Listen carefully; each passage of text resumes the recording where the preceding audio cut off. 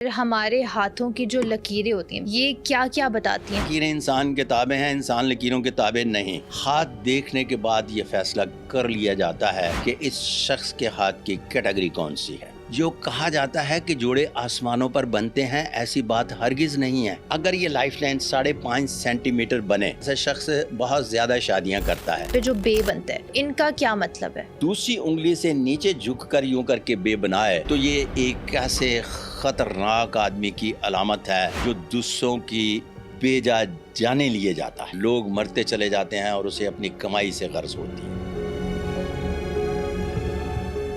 اگر پولیٹیشنز کی بات کی جائے، کس کا ہاتھ سب سے زیادہ سٹرانگ ہے؟ عمران خان، مریم نواز، نواز شریف، شہباز شریف، بلاول بھٹو؟ پرائم منسٹر بننے کے لیے میرے اپنے نقطۂ نظر سے کسی بھی شخص کا صاحب نصیب ہونا ضروری ہے، بہت بڑا لیڈر ہونا ضروری نہیں۔ بشریٰ بی بی اور عمران خان کی شادی چلے گی؟ کہ بشریٰ بی بی باقاعدگی سے میرے پاس تشریف لائیں۔ عمران خان کے ہاتھ پر ابھی مقدر کی لکیر اچھی نہیں ہے۔ عمران خان کے بارے میں جو میں نے پیش گوئی کی تھی کہ اس کی شادی نہیں چل سکے گی۔ کیا پامسٹری کو اسلام میں حرام سمجھا گیا ہے؟ ہاتھ دیکھنا منع نہیں ہے، دکھانا منع ہے؟ علم نجوم والے ہوا میں تیر چلاتے ہیں، نہ ان کو پتا ہوتا ہے عورت ہے نہ مرد ہے۔ جو ان کا کلیہ قاعدہ ہے اس کے مطابق بھی ان کو پتا نہیں ہوتا یہ عورت ہے یہ مرد ہے۔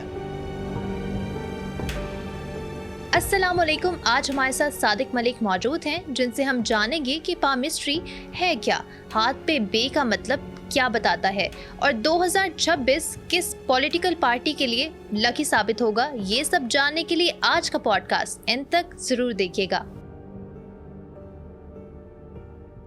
السلام علیکم سر، کیسے ہیں آپ؟ وعلیکم السلام رحمۃ اللہ وبرکاتہ۔ کیسی ہیں آپ؟ سر میں ٹھیک ٹھاک الحمدللہ۔ سر ہم سب کو پتہ ہے کہ آپ کو پامسٹری کے بارے میں کافی زیادہ علم ہے، تو بیسکلی یہ آپ کا سفر شروع کب ہوا اور کبھی صادق ملک کو غربت کا سامنا ہوا؟ ربیہ میں جس گھر میں پیدا ہوا اس گھر میں پاؤں میں جوتا، جسم پہ کپڑا اور پیٹ میں روٹی نہیں تھی۔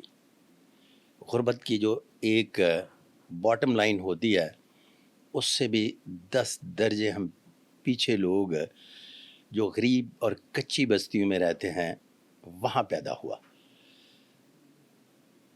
اس کے بعد میری زندگی کا سفر وقت کے ساتھ ساتھ چلتا گیا، کبھی اس کروٹ کبھی اس کروٹ، اور پھر وقت جس طرح سے مجھے جس طرف لے کے چلتا گیا اور میں ہوا کے دوش پہ رکھا ہوا وہ چراغ تھا، بجھا نہیں، جل رہا ہوں واللہ البصام۔ ماشاء اللہ۔ اچھا سر یہ بتائیے گا کہ پامسٹری ہے کیا چیز، اور ہمارے ہاتھوں کی جو لکیریں ہوتی ہیں، بیسکلی یہ جو ہماری پرومیننٹ لکیریں ہیں، یہ کیا کیا بتاتی ہیں؟ ہماری لو لائف کون سی والی لائن ہے، ہماری لائف لائن کی کون سی لائن ہے، یہ ذرا پلیز ایکسپلین کیجیے گا۔ اچھا ربیہ، سب سے پہلی بات تو یہ ہے کہ یہ فن دست شناسی کے جو علم ہے نا، جی یہ صدیوں پرانا ہے۔ اوکے۔ اس پر جناب کیارو جن کا میں فالوور ہوں، انہوں نے آج سے 300 سال پہلے جو سینہ بسینہ علم منتقل ہوتا چلا آ رہا تھا اس کو کتابی شکل دی، ٹھیک۔ اور پھر اس کے بعد 300 سال تک تھوڑا بہت فلیور چینج کرنے کے بعد کتابیں لکھی گئیں۔ جب یہ میرے اور میرے ہم عصروں تک یہ پہنچا علم، تو میں نے اس پر تھوڑا سا، ایک نہیں بہت سارے سوالوں کے جواب جب نہیں ملتے تھے تو ایک پیش گوئی غلط ہونے کے بعد دوبارہ اس کو ریوزٹ کیا۔ ریوزٹ کرنے کے بعد جناب کیارو نے لکیروں پر سارے کا سارا کام کیا تھا، تو پھر میں نے سارے کا سارا کام نشانات پر کیا۔ نشانات میں میں نے 32 راجہ یوگ تلاش کیے، 101 غیر معمولی علامات، 13 ہاف راجہ یوگ، انسان کے اندر پائی جانے والی 7 قسم کی انرجی، جس میں 5 پازیٹیو اور 2 نیگیٹو انرجیز ہیں، اور سب سے اہم کام، زمانہ قدیم کے لوگ جتنے بھی تھے وہ قبائل کے ہاتھ پڑھتے تھے کہ آپ کا تعلق کس قبائل سے ہے۔ ٹھیک۔ پھر جوائنٹ فیملی سسٹم آیا تو خاندانی نظام سے متعلق ہاتھ پڑھا جانے لگا۔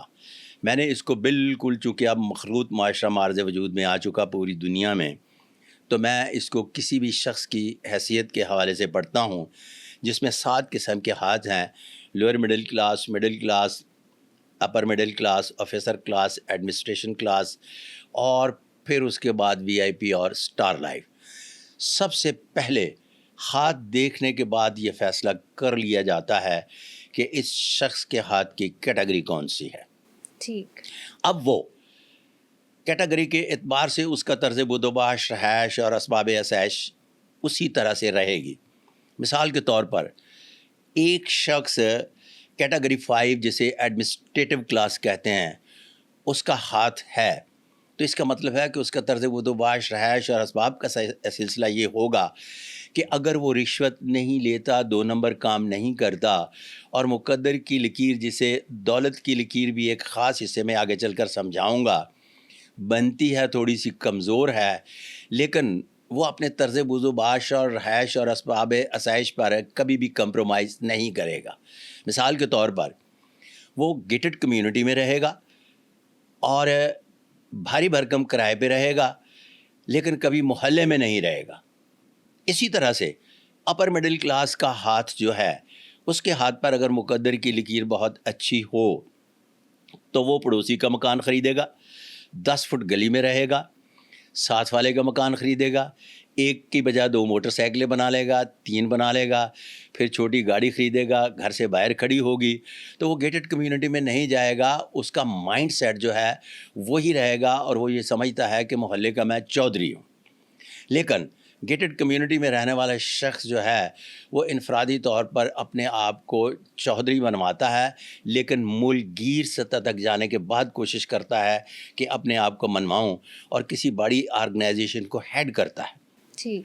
اسی طرح سے جب آپ لو لائف کی بات کرتے ہیں تو 2 طرح کی تقدیریں ہوتی ہیں، ایک تقدیر معلق اور ایک تقدیر مقید۔ لو لائف جو ہے نا، یہ تقدیر معلق میں آتی ہے، تقدیر مقید میں نہیں۔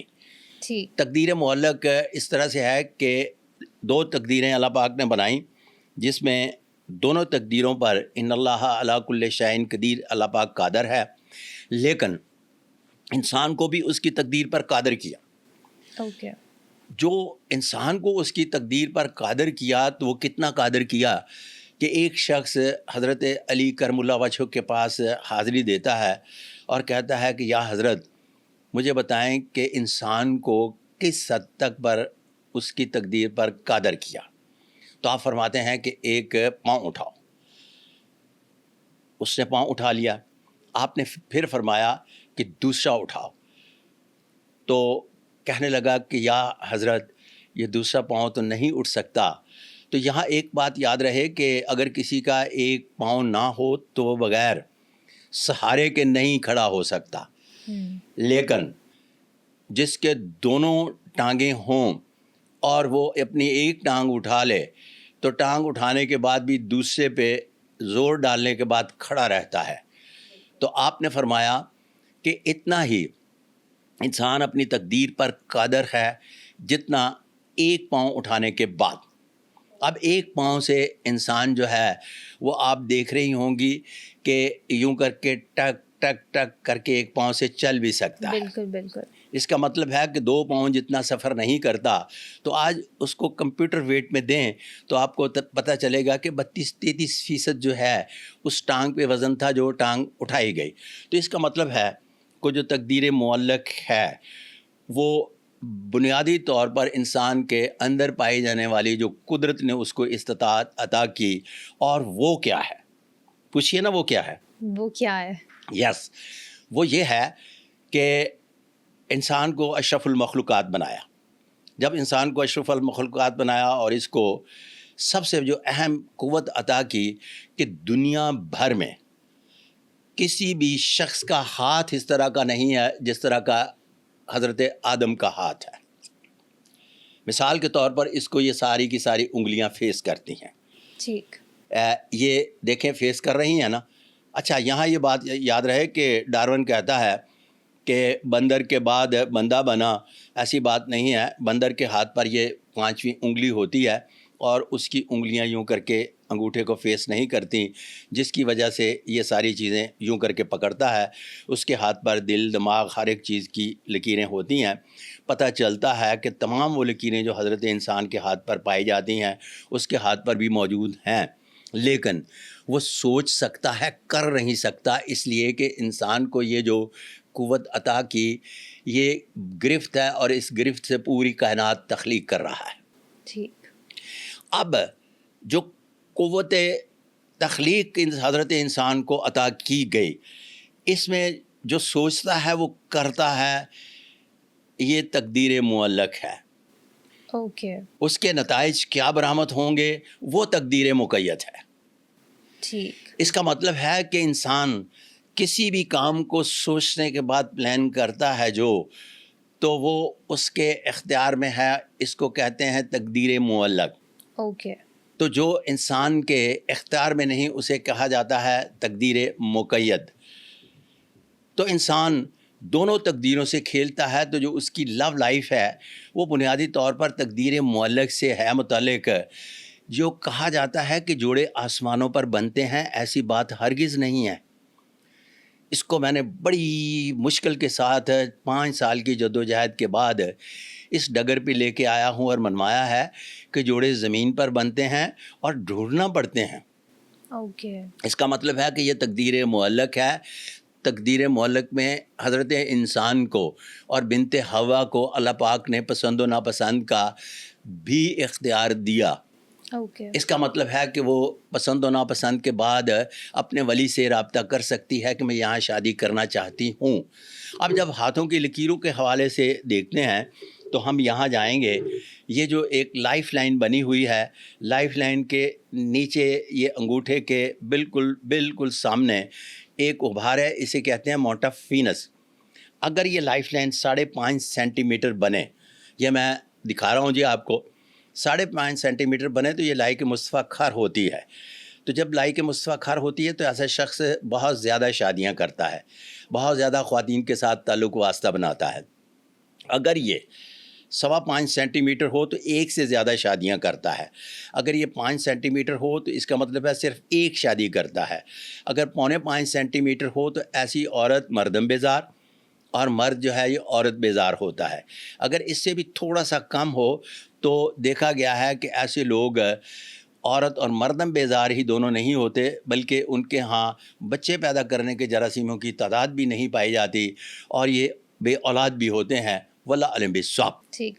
اور سر جن کے ہاتھوں میں زیادہ لکیریں ہوتی ہیں اور جن کے ہاتھوں میں کم لکیریں ہوتی ہیں، مطلب ڈفرینٹ ہاتھ ہوتے ہیں نا، تو ان میں کیا ڈفرینس ہے؟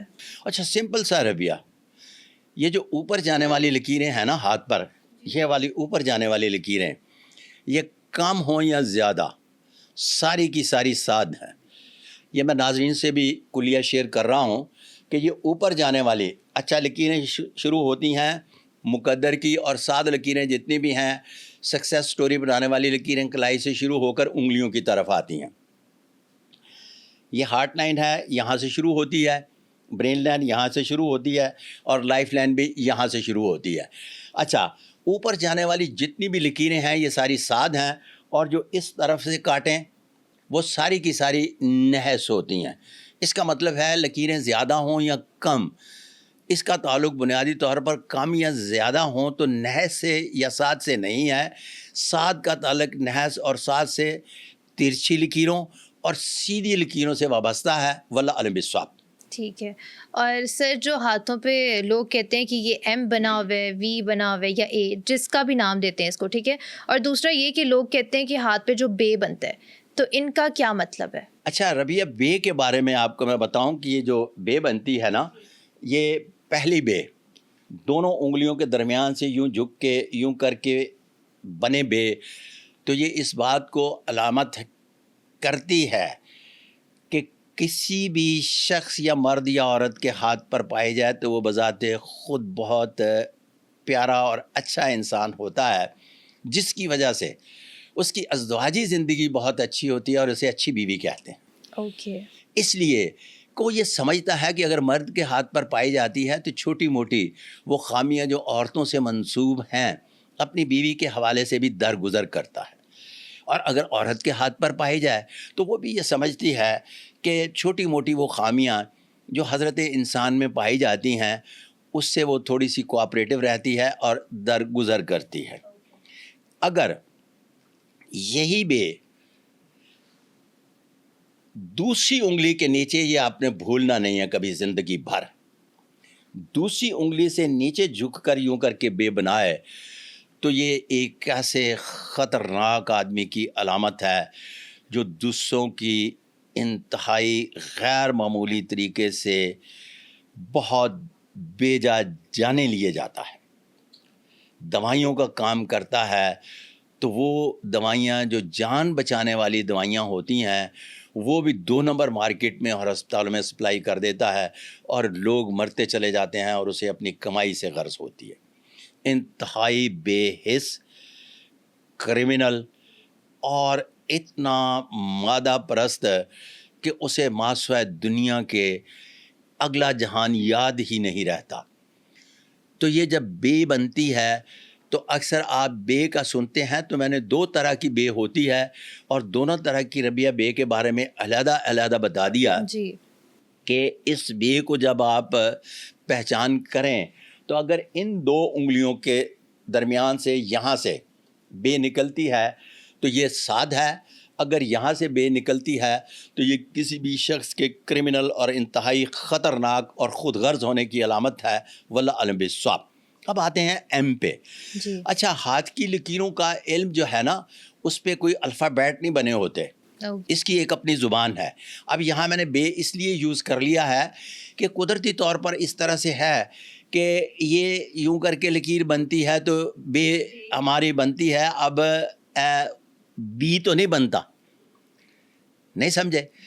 اب یہ جتنے بھی دوسرے الفابیٹ ہیں یہ بنیادی طور پر جس طرح سے ہاتھوں پہ یوں کر کے بنتے ہیں تو اس کے حوالے سے کوئی تھوڑی بہت بات کر لیتے ہیں جو فن دستشناسی کا حصہ نہیں ہے.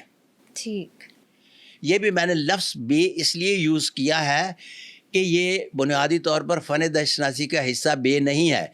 یہ دونوں انگلیوں کے درمیان سے نکلنے والی دل کی لکیر پڑھا جاتا ہے اور ابھار زحل کے نیچے سے نکلنے والی دل کی لکیر پڑھا جاتا ہے. اس کا تعلق بے شے پی تے سے نہیں ہے. یہ صرف میں نے سمجھانے کے لیے دونوں کی کہ دونوں انگلیوں کے درمیان سے یہ نکلنے والی لکیر جو ہے اگر یہ بنتی ہو تو اس طرح سے ہے، اگر اس لکیر سے نکلے تو یہ ساد نہیں ہے. واللہ علم بالصواب. ٹھیک ہے. اور ہاتھوں پہ تو لکیروں کی بات ہو گئی، لیکن انگلیوں کی بھی لائنز کا کچھ اچھا، کنیکشن انگلیوں کی ہوتا ہے؟ لکیروں کے بارے میں یہ ہے کہ یہ اوپر کو جانے والی جتنی بھی لکیریں ہیں جتنی باریک، ریشمین اور اچھی ہوں تو یہ کسی بھی شخص کے صاحب رزق ہونے کی علامت ہے. ٹھیک ہے. تو ایسے لوگوں کو قدرت رزق کریم سے نوازتی ہے. اگر اس انگلی پر چھوٹی موٹی علامات کے علاوہ بڑی ایک موٹی ساری لکیر پائی جائے، یہ جس طرح سے درمیان میں ہے تو یہ کسی بھی شخص کے مقلد ہونے کا پتہ دیتی ہے. ٹھیک ہے. مثال کے طور پر لوگ اس کی تقلید کرتے ہیں، جو وہ کہتا ہے وہ پھر زبان زد عام ہو جاتا ہے. اسی طرح سے بہت ساری چھوٹی موٹی لکیریں اور خط پائے جاتے ہیں، لیکن ایک کتاب میں بہت ساری علامات اس کے حوالے سے لکھی گئی ہیں جو رجسٹ نہیں کرتی.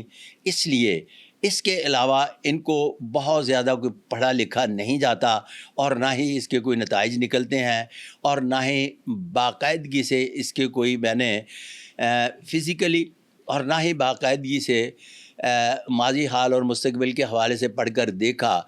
تو اس کو ریورس انجینئرنگ میں بھی جا کر میں نے ٹرائی کیا تو کسی قسم کا کوئی رزلٹ اورینٹڈ نہیں ہے. تو لہٰذا ان کو میں نے new laws of palmistry by Sadiq Malik پامس میں اس کو بالکل حذف کر دیا ہے. واللہ علم بالصواب. سر، اگر کسی کی ہاتھ کی لائنز کسی انسیڈنٹ کی وجہ سے یا ایج فیکٹر کی وجہ سے تھوڑی آگے پیچھے ہو جائیں، مٹ جائیں، تو اس کا فیوچر کیا بدل جاتا ہے؟ اچھا، اس طرح سے کوئی بھی لکیروں سے فیوچر نہیں بدلتا. لکیریں انسان کے تابع ہیں، انسان لکیروں کے تابع نہیں. کیوں؟ اس لیے جو تقدیر معلق پائی جاتی ہے نا، اس کے حوالے سے انسان کے ہاتھ پر مختلف قسم کی چھوٹی موٹی تبدیلیاں آتی ہیں. ٹھیک ہے. جو تبدیلیاں آتی ہیں اتنی زیادہ نہیں آتی کہ گدھا گھوڑا بن جائے اور گھوڑا گدھا بن جائے. گدھا گدھا اور گھوڑا گھوڑا ہی رہتا ہے. فرق صرف اتنا ہوتا ہے کہ اگر گدھے کے ہاتھ پر وہ باقاعدگی سے جو 7 انرجیز کی میں نے بات کی ہے وہ پائی جاتی ہیں اور پازیٹیو تعلق ہے اس کا، تو وہ بنیادی طور پر اچھے طریقے سے بہت زیادہ سروائیول کے لیے جستجو میں رہتا ہے. ٹھیک ہے. تو جب اس کی قیمت لگتی ہے تو گھوڑے سے زیادہ. اگر گھوڑا نحس ہے، کام پہ نہیں جاتا، شام کو 5 بجے اٹھتا ہے، دن میں اس کو نیند آتی ہے، جی. تو اس کا مطلب ہے کہ وہ بادشاہ ہے. جب اس کی بازار میں قیمت لگوائیں گے تو گدھے سے بھی کم ہوگی. ایسا تو ہی. اس کا مطلب یہ ہوا کہ لکیریں 19-20 کے فرق سے بدلتی رہتی ہیں اور ایج گروپ کے حساب سے بھی بدلتی رہتی ہیں. اس میں قسمت کا کوئی بہت زیادہ عمل دخل نہیں ہوتا، کیونکہ جو تقدیر مقید ہے وہ اپنی جگہ پر قائم رہتی ہے. واللہ عالم بالصواب. اب یہاں فرق کیا پڑا؟ فرق یہ پڑا کہ ایک خاص عمر کے حصے میں جا کر بندے میں قوت مدافعت کم ہوتی چلی جاتی ہے. ناظرین، یہ سمجھنے کی بات ہے، جیسے ہی عمر کے کسی حصے میں جا کر قوت مدافعت کم ہوتی ہے تو کم کام کرتا ہے. اس کا مطلب ہے وہ لکیریں جو ہیں ہلکی تھوڑی سی پڑنی شروع ہو جائیں گی، اس لیے کہ وہ اس طرح سے کام نہیں کر رہا جس طرح سے اس نے جوانی میں کیا. اوکے. اس طرح سے بھرپور قوت مدافعت کے اس دور میں جس طرح سے اس نے کام کیا اس طرح سے اس نے کام نہیں کیا. تو اس کا تعلق بنیادی طور پر ہے تقدیر معلق سے ہے، تقدیر مقید سے نہیں. واللہ عالم بالصواب. اور سر، جن کے ہاتھ بائی برتھ یا کسی انسیڈنٹ کے دوران کٹ جاتے ہیں تو ان کی قسمت کیسے دیکھی جاتی ہے پھر؟ اچھا، جن کے ہاتھ ہی نہیں ہوتے نا، قسمت ان کی بھی ہوتی ہے. مثال کے طور پر حضرت انسان کا جب لکیروں کے حوالے سے پڑھتے ہیں نا، جی. تو جو ہاتھ پر لکیریں پائی جاتی ہیں ماسوائے انگوٹھے کے، جو آگے چل کر میں آپ کے سوالوں کے جواب میں بیان کروں گا، پیروں پر بھی لکیریں ایز اٹ از اسی طرح سے پائی جاتی ہیں. اور اگر ہاتھوں سے 100% تقدیر پڑھتے ہیں تو پاؤں کے حوالے سے کسی حد تک 70-60% تقدیر کا حال پڑھا جاتا ہے. اگر پاؤں بھی نہ ہو تو؟ ہاں، اگر پاؤں بھی نہ ہوں تو یہ ربیہ کے ماتھے کی طرف دیکھنے کے بعد رائٹ سے لیفٹ اور لیفٹ سے رائٹ میں اس کی شکل شیپ جو ہے دیکھتے ہیں اور ہلکا سا قسمت کا حال پڑھا جاتا ہے. کتنا سا؟ ہلکا سا. ہلکا سا قسمت کا حال پڑھا جاتا ہے. اگر کسی کے پاؤں بھی نہ ہوں، ہاتھ بھی نہ ہوں اور پیشانی بھی نہ ہوں تو اس کا مطلب ہے زندگی کا تصور ہی نہیں. اگر جہاں زندگی کا تصور ہی نہیں وہاں قسمت کا بھی ہونا مقصود نہیں ہے. واللہ عالم بالصواب.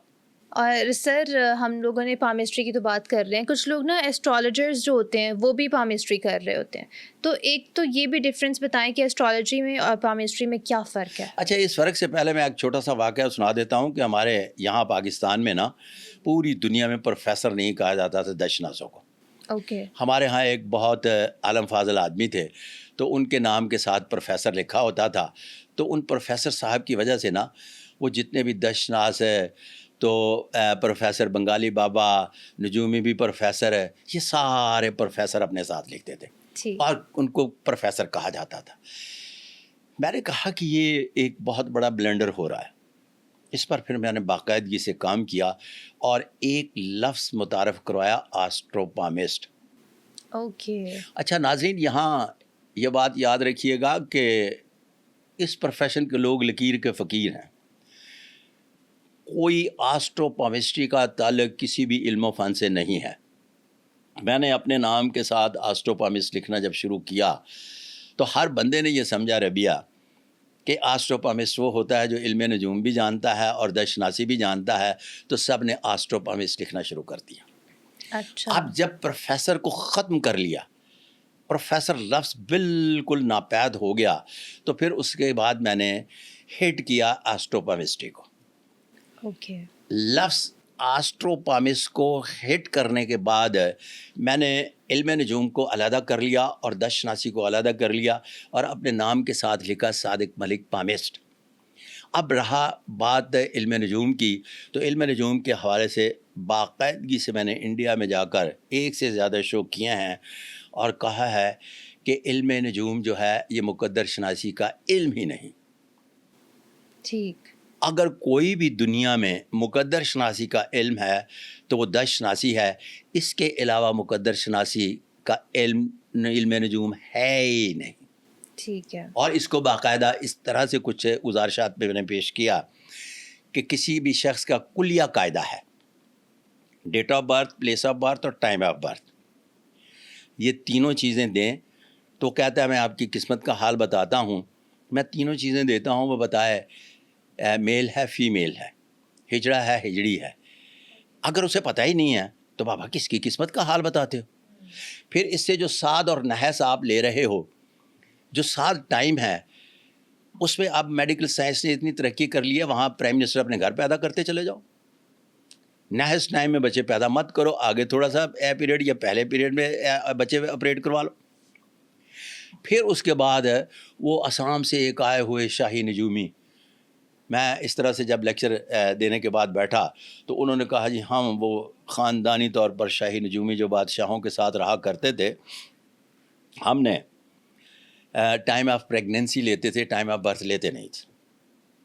اچھا, وہ جب ہمارے شہنشاہ حجرہ عروسی میں جاتے تھے تو ہم ٹائم نوٹ کر لیتے تھے, تو ہمیں پتہ چل جاتا تھا کہ بادشاہ کے گھر بادشاہ پیدا ہوگا یا بادشاہ کے گھر بادشاہ پیدا نہیں ہوگا.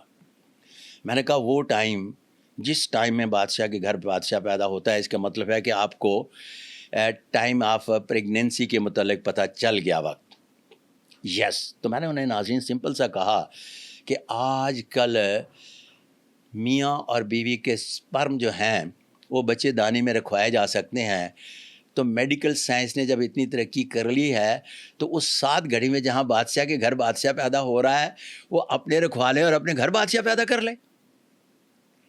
کس چکر میں پڑے ہوئے ہیں, کون بنے گا پرائم منسٹر, ہر سال ٹیلی ویژن پر بیٹھ کر بتا رہے ہوتے ہیں. بالکل. اب آگے چل کر جب ہم بات کرتے ہیں فن دشناسی کی, فن دشناسی جو ہے بنیادی طور پر اس کا بالکل کوئی کلیہ قاعدہ نہیں ہے کہ آپ فوٹو اسٹیٹ کروانے کے بعد کہیں جی بتائیں یہ عورت کا ہاتھ ہے یا مرد کا. اس کا کوئی کلیہ قاعدہ نہیں ہے. اس کا شروع سے جو کلیہ قاعدہ بنا یوں کر کے ہاتھ دیکھنے کا بنا. ہاتھ دیکھنے کے بعد پھر اس نے آہستہ آہستہ بہت زیادہ ترقی کی, تو ترقی کرنے کے بعد اس کو تھوڑا سا گیلا کر کے ہاتھ دیکھا جانے لگا کہ لکیریں صاف نظر آئیں. پھر اس پر سیاہی لگانے کے بعد رولر سے ہینڈ پرنٹ لیے جانے لگے, اور ہاتھ پر انتہائی غیر معمولی مشاہدے پر دشناس سے پہنچا کہ ہاتھ 3 تہوں پر مشتمل ہوتا ہے, ایک باریک ریجز, جلد اور پھر موٹی لکیریں, اور ان تینوں کے کمبینیشن سے وہ قسمت کا حال پڑتا ہے. ہاتھ کا کلیہ قاعدہ بالکل یہ نہیں ہے کہ جناب یہ فوٹو کاپی سے پتہ لگایا جائے کہ ہاتھ عورت کا ہے یا مرد کا. ہم جب ہاتھ دیکھتے ہیں تو باقاعدہ عورت بھی سامنے ہوتی ہے اور مرد بھی سامنے ہوتا ہے. یہ علم نجوم والے ہوا میں تیر چلاتے ہیں, نہ ان کو پتہ ہوتا ہے عورت ہے نہ مرد ہے, اور وہ جو ان کا کلیہ قاعدہ ہے اس کے مطابق بھی ان کو پتہ نہیں ہوتا یہ عورت ہے یہ مرد ہے. اچھا, تو یہ بنیادی دونوں میں فرق ہے. ولا علم بالصواب. اور سر ہم لوگ ہاتھ دیکھ کے یہ اندازہ لگا سکتے ہیں کہ یہ لیڈر کوالٹیز رکھتے ہیں انسان یا سب آرٹسٹ؟ سے پہلے 32 راجہ یوگ میں سے ایک راجہ یوگ پایا جائے تو اس کا مطلب ہے کہ وہ اگر پولیس میں ہے تو آئی جی بنے گا, ٹھیک ہے, اگر ڈی ایم جی گروپ میں ہے تو پھر چیف سیکرٹری بنے گا, اگر سیاست میں ہے تو راجہ یوگ بڑے اچھے طریقے سے اور 6 ابھار ساتھ اس کو سپورٹ کر رہے ہیں تو سی ایم پی ایم بنے گا. اوکے. اگر ایک زبردست قسم کے راجہ یوگ کے ساتھ دوسرے ابھار سارے کے سارے تھوڑے پرومیننٹ ہیں تو اس کا مطلب ہے کہ وہ کسی بہت بڑے عہدے پر جو انتہائی غیر معمولی عہدوں سے متعلق ہے اس پر جائے گا. اگر ڈبل راجہ یوگ ہے تو جہاں جہاں قسمت کی لکیر اور سن لائن کمبینیشن بناتی ہے وہ بارہا مرتبہ اقتدار میں آئے گا. واللہ علم بالصواب. یہ راجہ یوگ کیا ہے؟ راجہ یوگ ہوتا ہے کہ ہاتھ پر مختلف قسم کے سائنس بنتے ہیں. زمانہ قدیم میں 11-12 سائن پڑھے جاتے تھے. ان 11-12 سائنس سے یہ مثال کے طور پر جناب کیرو کے جب ہم جاتے ہیں تو ان کی کتاب میں ایک ہینڈ پرنٹ لگا ہے کسی کنگ کا. وہ کہتے ہیں کہ یہ سٹار کی علامت جو ہے نا موٹ آف جوپیٹر پر, اس بات کو ظاہر کرتی ہے کہ یہ کنگ ہے. جبکہ لیٹسٹ ریسرچ ورک جو میں نے دیا ہے میں کہتا ہوں کہ اس سٹار کو اٹھا لو تو وہ پھر بھی کنگ رہے گا, اس لیے کہ اس کے ہاتھ پر 6 ابھار نمایاں ہیں. جب 6 ابھار نمایاں ہوں تو یہ ایک راجہ یوگ بنتا ہے. ٹھیک ہے. اس کا مطلب ہے اس کے ہاتھ پر 6 ابھار نمایاں ہیں، تو یہ جو 11 علامات پائی جاتی ہیں اس میں سے ایک علامت موجود ہے۔ اب اسی 5 کونا سٹار کو 6 کونا میں لے جائیں گے، غیر معمولی ہو جائے گا۔ 7 کونا میں لے جائیں گے، ہاف راجہ یوگ ہو جائے گا۔ اگر یہ 8 کونا ہوگا تو پھر اس کے بعد یہ راجہ یوگ بن جائے گا۔ ٹھیک، اب اس کے ساتھ اس بات کو دیکھنا ضروری ہے کہ یہ ابھار پرومیننٹ ہونے چاہیے۔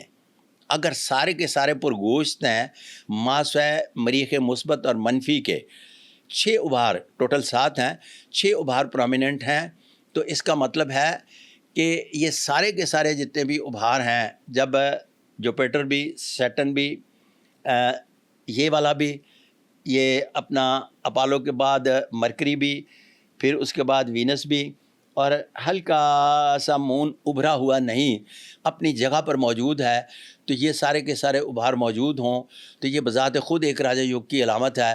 تو یہ انتہائی غیر معمولی عہدوں پر فائز ہونے والے شخص کو ظاہر کرتا ہے، واللہ علم بالصواب۔ ٹھیک ہے۔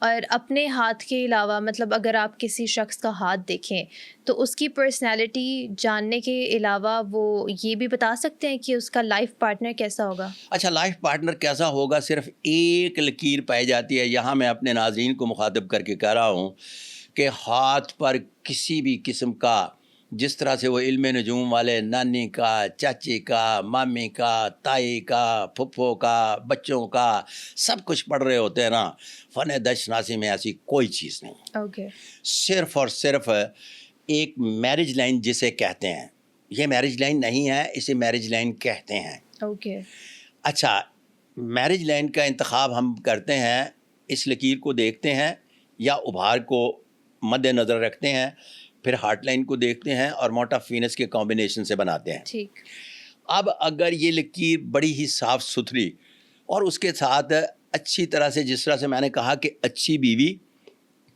اور اچھا ہسبینڈ، یہ یہاں سے پتہ چلا، ہاں جی، جیسے بھی کہا تھا ہم نے شروع میں، تو اس طرح سے ہے کہ اس کا ہسبینڈ ہوگا ہی بہت اچھا، اچھا، کیونکہ وہ بذات خود بڑی اچھی ہے۔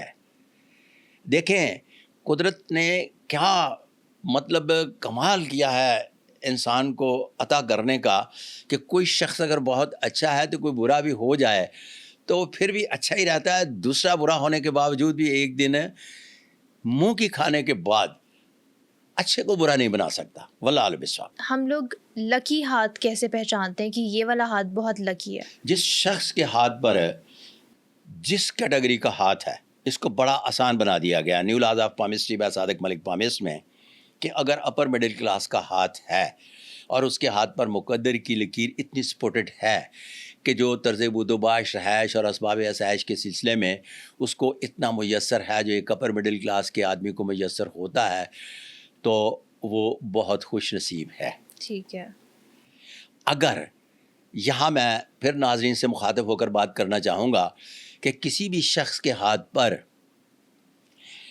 ہاتھ کی کیٹیگری 5 ہے، اور میں نے میرے چینل پہ جائیں، یہاں میں کوئی چینل کو مشتہر نہیں کر رہا، نہ تو وہ مونیٹائز ہے اور نہ ہی میں نے کوئی 1.5 سال سے اس پر کوئی بھی ویڈیو اپلوڈ کیا ہے، صرف آپ ربیہ جواب دینے کے لیے میں بتا رہا ہوں کہ ایک میں نے مقدر کی لکیر کو کس طرح سے پڑھا جاتا ہے، اس میں طریقہ کار بتایا ہے کہ ایک یوں کر کے نشان لگائیں، ایک یوں کر کے، اگر اس کے درمیان میں آتی ہے تو یہ دولت کی لکیر ہے، اگر اس سے ہٹ کر جاتی ہے تو لکیر موجود ہے اور اس بات کو ظاہر کرتی ہے کہ یہ شخص ارن تو کرے گا لیکن سیونگ نہیں ہو پائے گی اور کسی بڑی دولت مندی کی علامت نہیں ہے۔ اگر کسی بھی شخص کے ہاتھ پر اس کا ہاتھ اچھی کیٹیگری کا ہے اور مقدر کی لکیر کم کیٹیگری کی ہے تو وہ بنیادی طور پر بہت سارے مسائل کا شکار رہے گا مالی امور کے سلسلے میں، تو اس کو بدبخت تو نہیں کہیں گے، لیکن جہاں جہاں عمر کے حصے میں لک لائن اچھی ہو جائے گی وہاں اس کے مسائل بھی حل ہونا شروع ہو جائیں گے، واللہ علم بالصواب۔ ٹھیک ہے۔ اور کیا پامسٹری کو اسلام میں حرام سمجھا گیا ہے؟ اچھا، اس طرح سے ہے کہ آپ نے یہ پڑھا ہے؟ بیسکلی میں نے آپ سے وہ سوالات کیے ہیں جو عام لوگوں کے ذہن میں ہوتے ہیں۔ ابھی میرے مائنڈ میں تھا یہ سوال کہ میں نے یہ پوچھنا ہے حرام ہے یہ اسلام میں یا نہیں، تو میں نے آپ سے یہ پوچھا۔ اچھا، اس طرح سے ہے کہ اس سوال کا جواب تو کوئی عالم دین دے سکتا، ٹھیک، پہلی بات۔ میں نے جہاں تک بعد از تحقیق جس نتیجے پر پہنچا ہوں وہ یہ ہے کہ ہاتھ دیکھنا منع نہیں ہے. دکھانا منع ہے، آپ یہ کہنا چاہ رہے میں ہیں؟ یہ نہیں کہہ رہا، اس سوال کا جواب اب کوئی عالم دین دے سکتا ہے. اب آ جائے کہ اس وقت دنیا میں دروغ برگردن راوی 422 مذاہب رجسٹ کرتے ہیں. اگر ایک مذہب میں ہاتھ دیکھنا منع ہے تو وہ نہ دکھائے. ہم اپنی ٹویوٹا 421 کو بیچیں گے بحیثیت طالب علم. جویش نے اگر ٹویوٹا بنائی ہے، اوڈی بنائی ہے، بی ایم ڈبلیو بنائی ہے یا مرسڈیز بنائی ہے تو اس کے اوپر یہ سٹکر تو نہیں لگایا کہ اس کو جویش ہی خرید سکتا ہے، اس کو کرسچن ہی خرید سکتا ہے، اس کو مسلم ہی خرید سکتا ہے. بھئی اس کی اپنی پروڈکٹ ہے، سب خرید سکتے ہیں. تو بحیثیت طالب علم چونکہ منع نہیں ہے اور میں نے نہیں کہیں پڑھا تو میں ان 421 کو اپنی پروڈکٹ سیل کر سکتا ہوں. والعالم بالصواب. ٹھیک ہے. اچھا، یہ ساری باتیں تو ایک سائڈ پہ ہو گئی، ٹھیک ہے. اب آتے ہیں ہم لوگ تھوڑا پولیٹیکل سائڈ پہ. تو اگر پولیٹیشنس کی بات کی جائے تو آپ کے اکارڈنگ کس کا ہاتھ سب سے زیادہ اسٹرانگ ہے؟ عمران خان، مریم نواز، نواز شریف، شہباز شریف یا پھر بلاول بھٹو؟ قدرت کا سب سے بڑا رویہ کمال یہ ہے کہ آپ کائنات کے ذرے ذرے تک چلے جائیں. یہ جو بڑے بڑے پہاڑ کی ٹیلیں ہیں نا، یہاں بھی چلے جائیں تو ان پہاڑ کے ٹیلوں میں اربہا ذرات ہوتے ہیں ریت کے. بالکل ایسا ہی ہے. ایک جیسا ذرہ جو ہے نا، اس پوری صحرا میں آپ دوسرا ذرہ نہیں ڈھونڈ کے بتا سکتے. ایسا ہی ہے. ایک ہی دن بیج ڈال کے 2 درخت پیدا کیے گئے، ان کا سائز ایک نہیں ہوگا، ان کی ٹہنیاں ایک جیسی نہیں ہوں گی، ان کے پتے ایک جیسے نہیں ہوں گے، پتوں پر رگیں ایک جیسی نہیں ہوں گی. اس کا مطلب ہے قدرت نے کسی کو ایک جیسا پیدا ہی نہیں کیا. تو ہاتھ دیکھ کر کس طرح سے کمپیریٹیو سٹیٹمنٹ بنائی جا سکتی ہے کہ وہ اس طرح کا ہے یا اس جیسا ہے. اس جیسا والی بات ختم ہوئی. وہ تو بے شک وہ بالکل ٹھیک ہر بات شخص کی آپ اپنی نے. کائنات میں انفرادی اور امتیازی حیثیت کا حامل ہوتا ہے. ٹھیک ہے.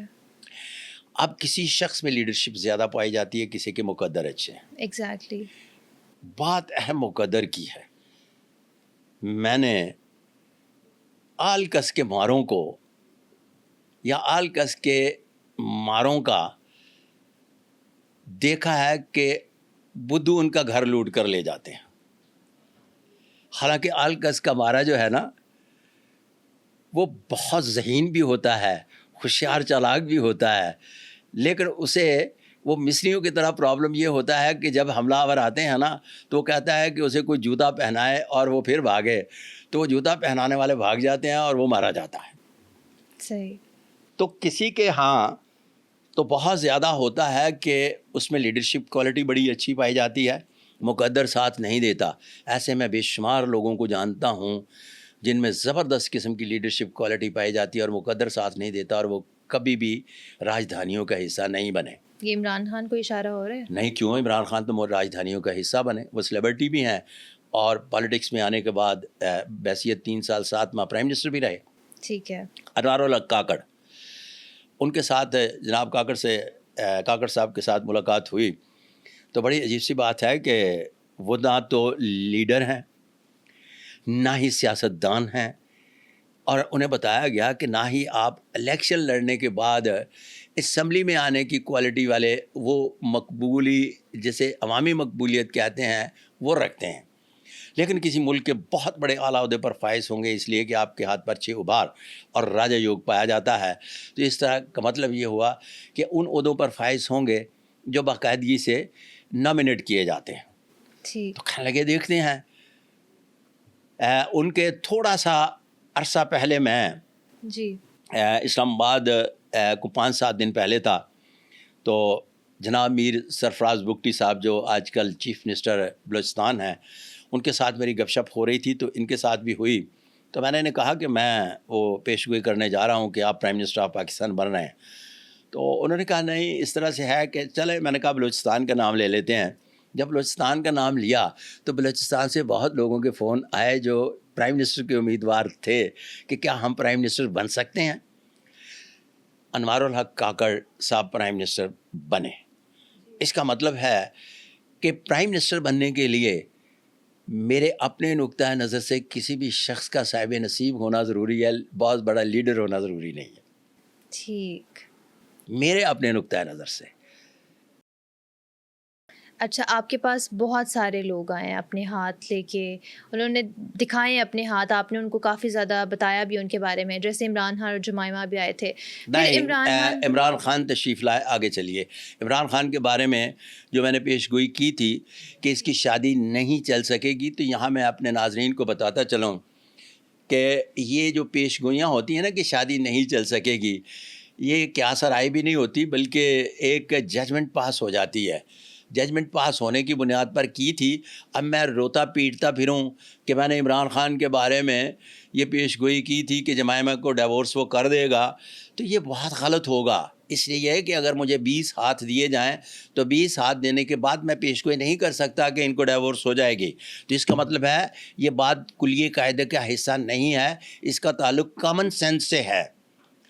اب کامن سینس کے بارے میں یہ دیکھا جاتا ہے کہ کسی بھی شخص کے ہاتھ پر اگر میرج لائن اچھی نہیں ہے, موٹا فینس اچھا نہیں ہے, پھر اس کے بعد ہارٹ لائن اچھی نہیں ہے, یہ تینوں چیزیں اچھی نہیں ہیں, تو جہاں مقدر کی لکیر ڈسٹرب کرتی ہے تو اس کے نتیجے میں چونکہ ہارٹ لائن کا تعلق آپ کے ایموشنل سے بھی ہوتا ہے, آپ کا وینس کا تعلق بھی آپ کے ایموشن سے ہوتا ہے, آپ کی ہارٹ لائن کے بعد میرج لائن کا تعلق بھی آپ کے ایموشن سے ہوتا ہے, تو ان کو دیکھنے کے بعد کہا جاتا ہے کہ علیحدگی ہو سکتی ہے.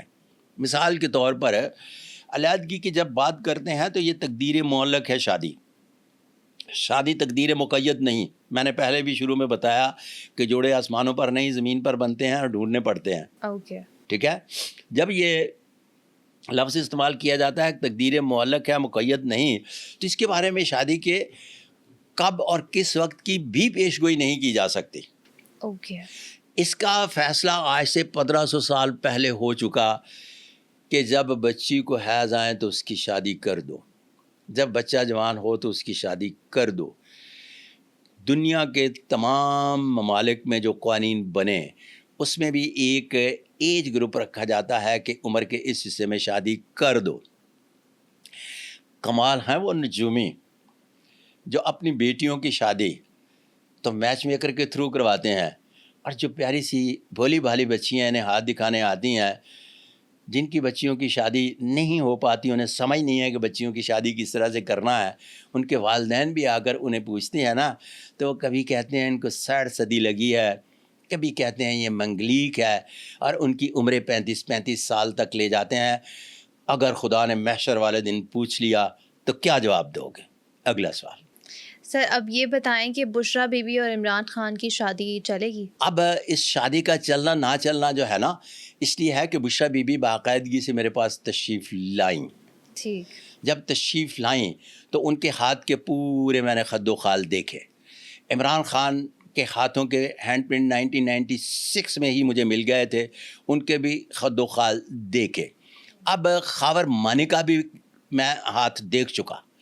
اب یہ تینوں پارٹیوں کے میں ہاتھ دیکھ چکا. تینوں پارٹیوں کے ہاتھ دیکھنے کے بعد میں اس نتیجے پہ پہنچا ہوں کہ شخصی اعتبار سے عمر کے جس حصے میں ہیں, یہاں بشرا بی بی کسی بھی صورت عمران خان سے علیحدہ نہیں ہوں گی اور ڈیورس نہیں لیں گی, واللہ علم بالصواب. تو ابھی جو عمران خان کا یہ ٹائم پیریڈ چل رہا ہے, جو یہ جیل میں ہے, تو ان کا کوئی اندازہ لگایا جا سکتا ہے کہ یہ ٹائم کب عمران ختم خان کے ہوگا؟ ہاتھ پر بھی مقدر کی لکیر اچھی نہیں ہے. کیا کہہ رہا ہوں؟ اچھی نہیں ہے لکیر. مقدر کی لکیر اچھی نہیں ہے. میرا ایک بیانیہ چلا آ رہا ہے کہ 2025 میں وہ صرف یہ سوچیں گے کہ اب مجھے ڈائلاگ کرنا چاہیے نہیں کرنا چاہیے یا کس طرح سے کرنا چاہیے. اس کی ایک مومنٹ مائنڈ سیٹ بنائیں گے اور پھر اس کو آگے لے کر چلیں گے. اور 2026 میں باقاعدگی سے بات کروں گا. ابھی میں نے رہائی کی کوئی بات نہیں کی اور ٹائم فریم بھی میں نے نہیں دیا, یہ بات یاد رہے, واللہ علم بالصواب. ٹھیک ہے. اور سر شادیوں کی بات ہو ہی رہی ہے تو بلاول بھٹو کی شادی کا کچھ بتائیں, ان کی شادی بلاول کب بھٹو کی ہوگی؟ شادی کر دینی چاہیے. انتہائی محترم جناب آصف علی زرداری صاحب کو. اب تو وہ جس عمر کے حصے میں ہیں نا, اس عمر کے حصے میں میرے پہلے بچے کی عمر جو ہے نا وہ 10 سال تھی. اوہ ماشاء اللہ. جی ہاں. تو سر اب میں آخری سوال آپ سے کرنا چاہوں گی کہ 2026 شروع ہونے والا ہے، تو اس کو لے کے آپ بتا سکتے ہیں کہ کس پارٹی کے لیے 2026 یہ میں سب سے زیادہ لکی 2026 ہوگا؟ کیسا رہے گا بڑی تفصیل سے بات کروں گا. ٹھیک یہ ہے سال سر. کیسا رہے گا پوری تفصیل سے ٹھیک بات ہے، کروں ٹھیک گا. ہے. فن دشناسی میں یہ نہیں ہوتا کہ یہ سال کیسا رہے گا، لیکن میرے پاس چونکہ ایک ایلیٹ کلاس آتی ہے اور ممبران پارلیمنٹ اور اس کے بعد انتہائی غیر معمولی اہم عہدوں پر فائز شخصیات بھی تشریف لاتی ہیں، تو ان کا ڈیٹا اٹھانے کے بعد سمجھ میں آ جاتا ہے. مثال کے طور پر کسی شخص کی 33 برس کی عمر میں لاک لائن خراب ہے ٹھیک. اور اس کا بنتا ہے 2026. کسی شخص کی 43 برس کی عمر میں وہ ہے ممبر پارلیمنٹ اور لاک لائن خراب ہے، اس کا بھی 2026 بنتا ہے. اسی طرح سے بہت سارے جب میں ایم این ایز کے ہینڈ پرنٹ لے لیتا ہوں تو وہ 2026 میں ہی مقدر کی لکیر خراب ہو رہی ہو تو میں پھر کہتا ہوں کہ یہ اقتدار چلتا ہوا دکھائی نہیں دیتا. ٹھیک ہے. اگر وہ اچھی ہو تو پھر میں کہتا ہوں کہ یہ پارلیمنٹ کنٹینیو کرے گی. یہ ساری چیزیں میں 2026 میں ڈسکس کروں گا. واللہ عالم بالصواب. مطلب ابھی آپ نے جواب نہیں دینا، آپ 26 میں ہی میں جواب 26 دیں میں گے. اب 25 سے جانے والا ہے، 26 کے قریب میں اس کا بڑی تفصیل سے جواب دوں گا. واللہ عالم بالصواب.